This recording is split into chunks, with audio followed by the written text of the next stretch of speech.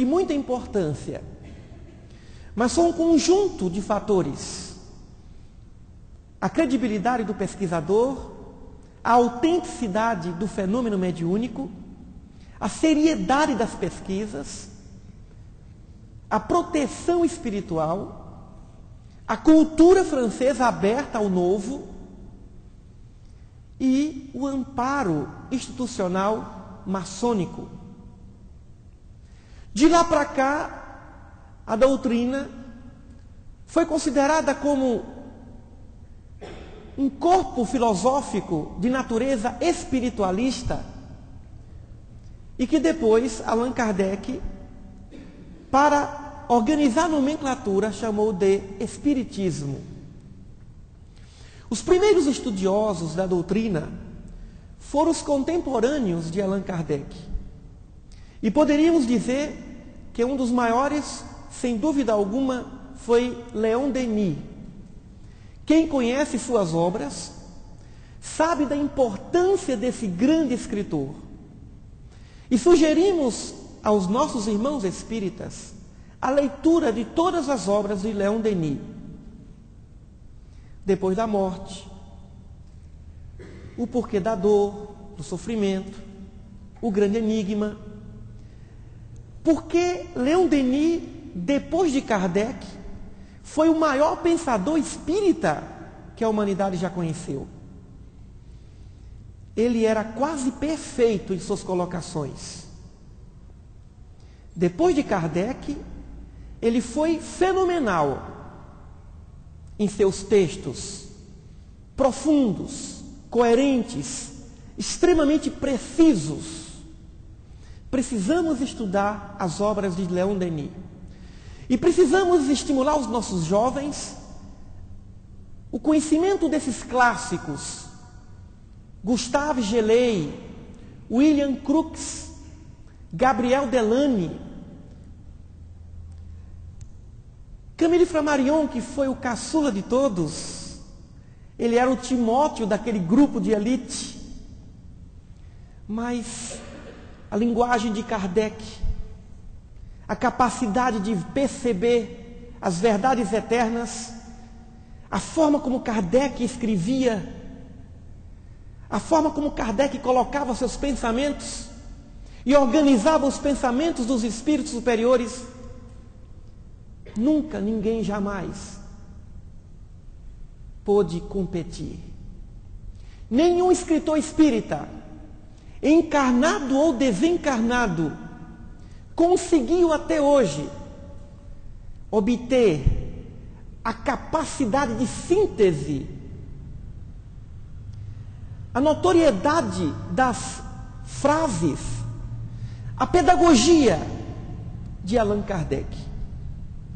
E olha que todos nós aqui, estudiosos da doutrina espírita, já conhecemos linguagens de espíritos diversos, conhecemos linguagens de espíritos encarnados, e podemos comparar a leitura da linguagem e nós vamos descobrir a precisão, a capacidade de ser mestre em escrever. Nunca conheci um escritor, nem outras falanges, que tivesse a capacidade e a propriedade de escrever como Allan Kardec. Se eu não fosse espírita, teria de me curvar diante desse francês que escreveu como ninguém e nunca se julgou escritor e nunca se considerou escritor, não fez carreira literária, não foi poeta, não veio para escrever o que ele pensava, ele veio para escrever o que tinha que ser escrito. Ele se conscientizou que a doutrina espírita não pertencia a ele. E depois o nosso fenomenal escritor, o professor Hermínio Miranda, diz que o espiritismo começa com Kardec, mas não termina com ele. Hermínio Miranda é um escritor do Brasil que mais se aproxima de Allan Kardec. Numa linguagem apurada, depurada. Poderíamos dizer, como escritor, que ele seria o nosso Kardec escritor brasileiro. E ainda o temos encarnado. O professor Hermínio Miranda, em suas obras, nos traz um contexto de pesquisa, uma vontade de pensar a doutrina espírita. E graças a Deus que ele é do nosso Brasil. Mas a doutrina espírita, poderíamos dizer que tem dois momentos: antes de Chico Xavier e depois de Chico Xavier.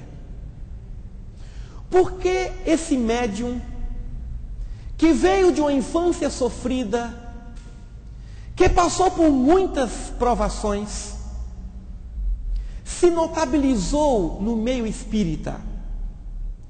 Foi porque ele foi um grande médium? Não. Não. Médiuns maiores existiram. Ou será que tem algum médium superior aos que psicografaram as mensagens do Espírito de verdade e que se encontram nos textos, nos livros de Kardec, e muitos deles anônimos? Não estamos falando aqui da mediunidade de Chico Xavier.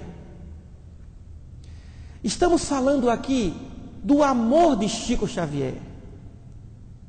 Se Chico não fosse médium e não soubesse escrever uma linha, seria tão reconhecido e famoso quanto é, pela sua capacidade de amar. Assim como o nosso Dalai Lama, que embora não sendo médium, como nós conhecemos na terminologia, é um homem de amor. Assim como nossa Madre Teresa de Calcutá, que embora não tenha dotes mediúnicos de cura ou de cura mediúnica, quem sabe quantas enfermidades ela não as curou pelo seu amor. Então existem espíritos que vêm a esse planeta e que vêm com a missão profunda de amar a humanidade.